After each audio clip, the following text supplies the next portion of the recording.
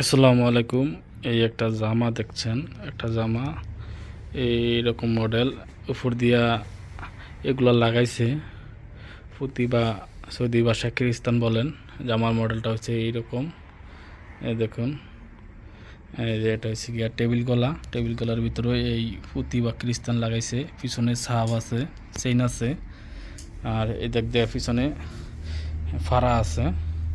নিচনে নিচনের সাইডটা হচ্ছে চিকন, উপরের সাইডটা একবারে মোটা, এখানে একটু মোটা। আর এগুলা লাগাইছে, এগুলা হাতে লাগাইতে হইছে এই আর কি।